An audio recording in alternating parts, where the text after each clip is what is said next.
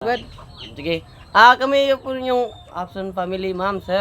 Magandang hapon po sa inyong lahat. Ito po yung kapatid ko. Yung sana mag-a-apply sa Duli na scholarship kasi gusto niya pong pumasok as a criminology student po sa Jarvisio Tipunan. Tapos andito po kami humihingi ng pagkataon na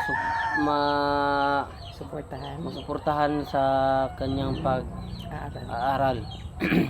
Kasi po medyo nahihirapan po kami kasi yung pang-araw-araw na suporta namin sa aming pamilya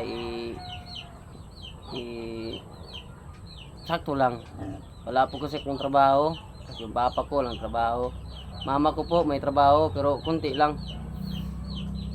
Tas ako po kasi labor lang ako, tas hirap ng buhay. Kasi minsan kukuha ako ng isda, tas namamasura ako para lang may kain yung pamilya ko. Kain kami ng minsan mulot lang ko ng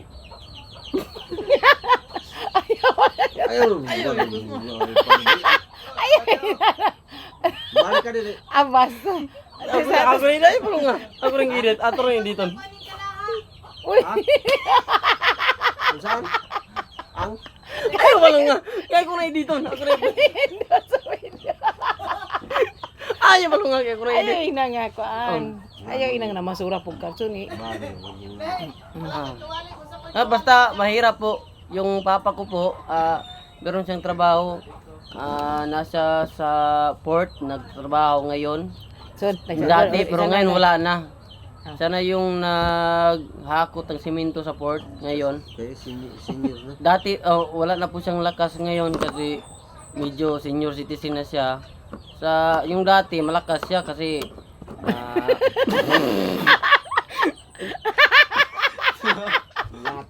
Malakas siya. nagmamag-awa ka ni. Paano na rin?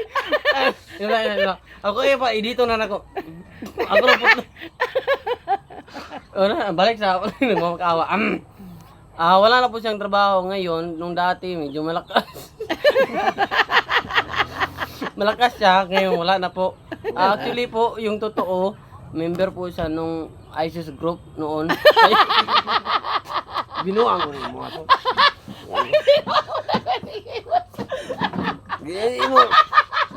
Imo raman binuangan. Ningala ka ISIS sa imong talos-los.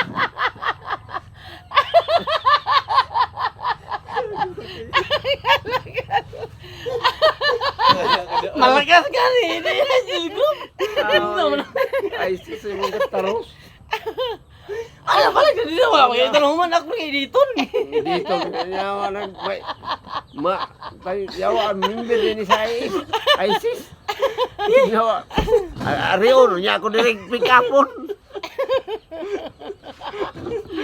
Claro eh. Taros. Dito nga balik. Duli si mo